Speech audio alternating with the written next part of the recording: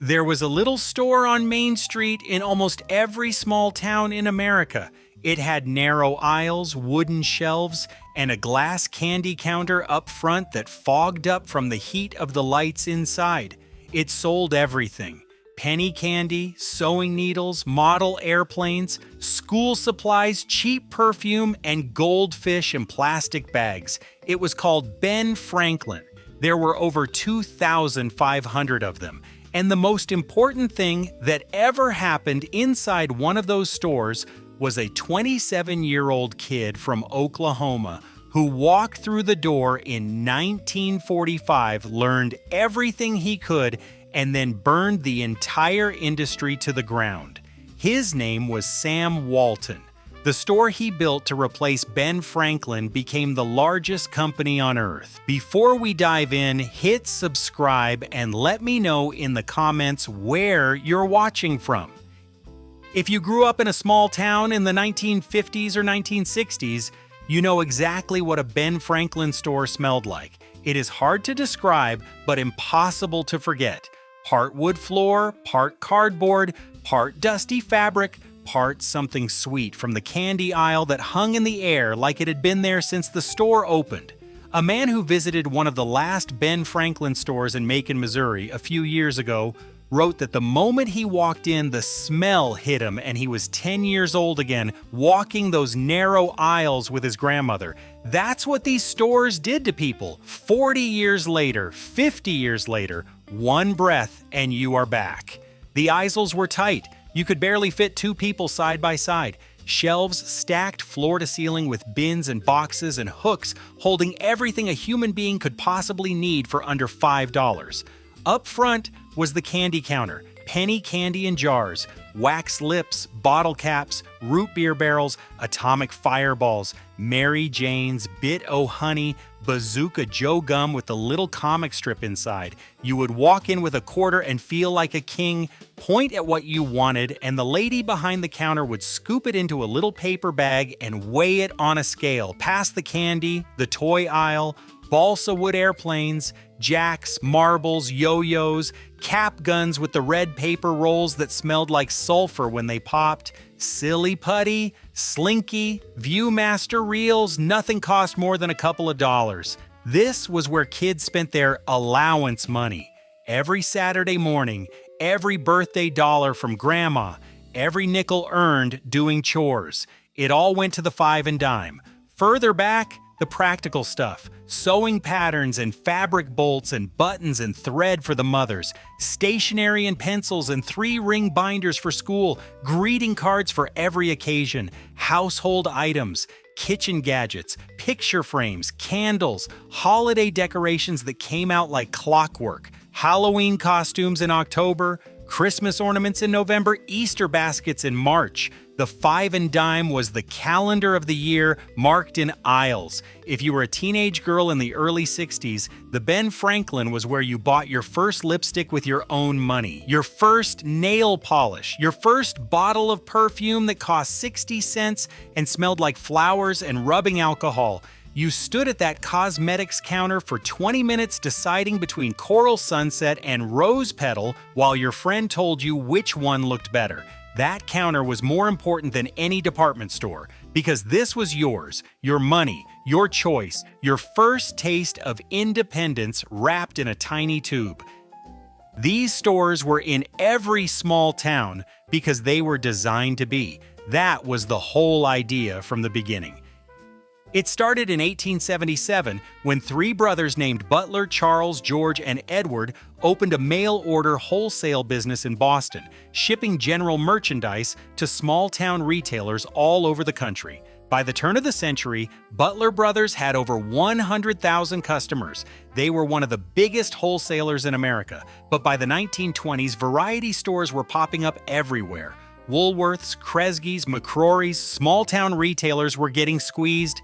Butler Brothers saw the threat and made a move. In 1927, they launched a franchise chain for independently owned 5 and dime stores.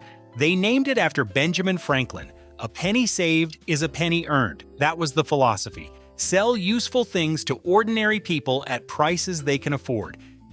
You owned the store, You ran it your way, but you bought most of your merchandise through Butler Brothers, who shipped it from massive warehouses every week. You ordered on Friday, it showed up Tuesday, shelves were never empty. Freight was cheap because everything was consolidated. You got the buying power of a national chain, but kept the freedom of an independent shop. For a small-town merchant, it was a perfect deal. By 1936, there were 2,600 Ben Franklin stores across the country, plus another 1,400 federated stores, which were department store franchises under the same Butler Brothers umbrella. Tens of thousands of small towns, tens of thousands of main streets, a Ben Franklin on every one of them. Then in September of 1945, a 27-year-old kid fresh out of the Army walked into a Ben Franklin store in Newport, Arkansas, and changed the history of American business forever. His name was Samuel Moore Walton, born in Kingfisher, Oklahoma in 1918. His father foreclosed on farms during the Depression. The family moved constantly. Sam learned to hustle early. He delivered newspapers. He sold magazine subscriptions. Eagle Scout by 13, quarterback and student body president in high school. He was the kind of person who had to win at everything, every game, every contest, every sale. It was a sickness and a gift, and he never outgrew either one. After the war, Sam wanted to get into retail. He went to Butler Brothers and told them he wanted a franchise. They offered him a Ben Franklin store in Newport, a small cotton town in the Mississippi Delta with a population of about 7,000. Sam put up $5,000 of his own savings and borrowed $20,000 from his wife Helen's father. Butler Brothers sent him to a 2-week training program in Arkadelphia, Arkansas. They taught him how to lay out a store, keep books, and stock shelves. He soaked up every word. Then he went to Newport and opened for business. The store was a dog. It was located on Front Street, across from a Sterling store that was doing twice the sales. The rent was 5% of revenue, the highest any retailer in town was paying. Butler Brothers required him to buy 80% of his merchandise from them. No exceptions. Sam did not care about the rules. What he cared about was the store across the street. His wife Helen said he was over there constantly studying the displays, checking the prices, copying what worked, improving what did not. He drove to Tennessee on weekends to find manufacturers who would sell directly to him, bypassing Butler Brothers and their markups. He bought a popcorn machine and an ice cream machine and put them on the sidewalk out front. He ran promotions Butler Brothers never authorized. He priced things lower than they told him to. He made less per item and sold 3 times as many. The overall profit was higher. He had figured out the math that would later build the biggest company in the world. In his first year, sales went from $72,000 to $105,000. In the second year, $140,000. In the third year, $175,000. By year 5, Sam Walton's Ben Franklin in Newport, Arkansas was doing $250,000 a year. Number 1 in the state, probably number 1 in the entire region. He had paid off his father-in-law in 30 months, then he lost everything. Here's what happened. When Sam signed the lease for that Front Street location in 1945, he was 27 and excited and had no experience in real estate. He agreed to a rental rate of 5% of sales. That was high, but fine. What he forgot, what his lawyer didn't catch, what nobody told him to look for, was a renewal clause. The lease was for 5 years. After 5 years, it was over. No option to renew. The landlord's name was P.K. Holmes. He was a department store owner. He had been watching Sam turn that store into a gold mine. And when the lease expired in 1950, Holmes refused to renew it at any price. He knew Sam had no other location in town. He offered to buy the franchise and the inventory at fair market value. He wanted to give the store to his own son. Sam had no choice. He sold. In his autobiography, Sam Walton called it the low point of his business life. He wrote, "I felt sick to my stomach. I couldn't believe it was happening to me. It really was like a nightmare. I had built the best variety store in the whole region and worked hard in the community, done everything right, and now I was being kicked out of town." His wife Helen, settled in with 4 small children, was heartsick. They packed up and left Newport. Most people would have quit after that, or at least slowed down, taken a corporate job somewhere safe. But Sam Walton didn't think that way. He found a tiny variety store for sale in Bentonville, Arkansas, population 3,000. He picked Bentonville partly because it was near Helen's family in Oklahoma and partly because it offered quail hunting season in 4 different states. Sam loved quail hunting almost as much as he loved retail. He opened Walton's 5 and Dime, still a Ben Franklin franchise, still buying from Butler Brothers, but this time he read the lease very carefully. And he kept opening stores. Fayetteville, Kansas City, Little Rock, Springdale, bought a secondhand airplane so he could fly between locations. His brother Bud thought the plane had a washing machine motor and wouldn't go near it for 2 years. Sam didn't care. He was building an empire one small town at a time. By 1962, he had 16 stores, 15 Ben Franklins and 1 independent, the largest chain of independently owned variety stores in the country. But Sam could see the future.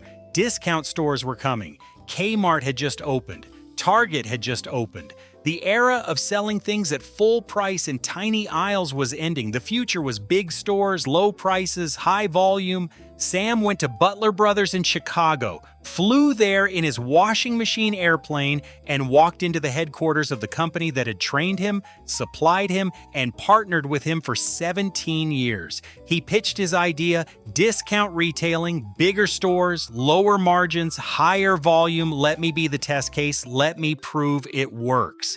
They told him to get lost. They didn't just say no. They laughed at the idea, cut their profits in half on purpose. The Ben Franklin executives thought Sam Walton had lost his mind. So Sam went home, borrowed against his house, borrowed against everything he and Helen owned. And on July 2nd, 1962, he opened a store in Rogers, Arkansas, just down the road from Bentonville. Called it Walmart Discount City. The name was suggested by his first store manager, a man named Bob Bogle, because it used fewer letters and saved money on the sign. That was the kind of thinking Sam liked. Everything that made Sam Walton's Ben Franklin store successful went into Walmart. Low prices, high volume, direct relationships with manufacturers, self-service, relentless attention to what the competition was doing, obsessive cost-cutting, and small towns, always small towns. Towns that Kmart and Target wouldn't touch. Towns with populations under 10,000 where there was no competition. Exactly the kind of towns where Ben Franklin stores had lived for decades. Walmart didn't just compete with Ben Franklin, it replaced it. Store by store, town by town, Main Street by Main Street. The 5 and Dime couldn't survive against a discount store 10 times its size selling the same merchandise at a fraction of the price. And then came the revenge. In 1969, Walmart number 18 opened in Newport, Arkansas, the same town Sam Walton had been kicked out of 19 years earlier. He later wrote about it. He said he didn't have revenge in mind. He said he was long over what happened. Then he wrote that as it happened, we did extraordinarily well with our Newport Walmart, and it wasn't too long before the old Ben Franklin store I had run on Front Street had to close its doors. You can't say we ran that guy, the landlord's son, out of business. His customers were the ones who shut him down. They voted with their feet. That Ben Franklin on Front Street, the one P.K. Holmes stole and gave to his son, gone, killed by the man Holmes kicked out. But here's what makes this story even stranger. Sam Walton wasn't the only person who used a Ben Franklin store as a launching pad. In 1953, K.R. Perry opened a Ben Franklin store in Norfolk, Virginia. His son and a partner later turned it into a toy store chain, sold that, and used the money to open a new kind of store in 1986. Everything priced at $1. You know it today as Dollar Tree. Over 15,000 locations. Started in a Ben Franklin store in 1973, Michael Dupy had a failing Ben Franklin in Dallas. He couldn't compete with the discount chains, so he converted it into an arts and crafts store. He called it Michael's. Over 1,200 locations today. Walmart, Dollar Tree, Michaels, three of the most successful retail companies in American history. All of them born inside a Ben Franklin store, the five and dime that trained its own executioners. Ben Franklin itself couldn't survive what it created. In 1960, Butler Brothers was bought by City Products Corporation. The chain shrank through the 70s and 80s as Walmart and Kmart ate the small-town market alive. By the 90s, the company was running out of franchisees and out of money. In 1996, Ben Franklin filed for bankruptcy. A company called Promotions Unlimited bought the name in 1997 and tried to keep the remaining stores supplied. They went bankrupt too in 2017. Today, a handful of independent Ben Franklin stores still operate, mostly as craft shops. In Sheldon, Iowa, there is one that has been open since 1991. The owner says only people over 60 remember what the chain used to be. In December 2025, the Ben Franklin store in Juneau, Alaska closed after more than 50 years. The owner said it was bittersweet. He said the world had changed around the store and there was nothing he could do to stop it.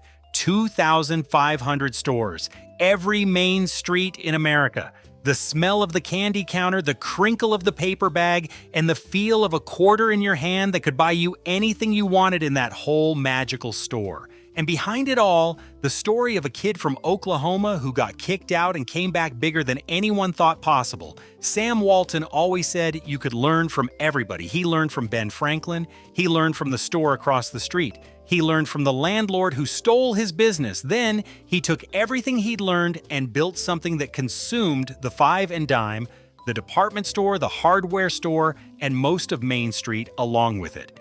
If you remember walking into a Ben Franklin store with $1 in your pocket and walking out with a bag full of treasures, if you remember the candy counter and the toy aisle and the school supplies and the holiday decorations that told you what season it was, if you remember the feeling that everything in the world you could ever want was right there in those narrow aisles in that little store on your main street, that world is gone now, and the man who made it disappear learned how to do it inside the very same store you're remembering.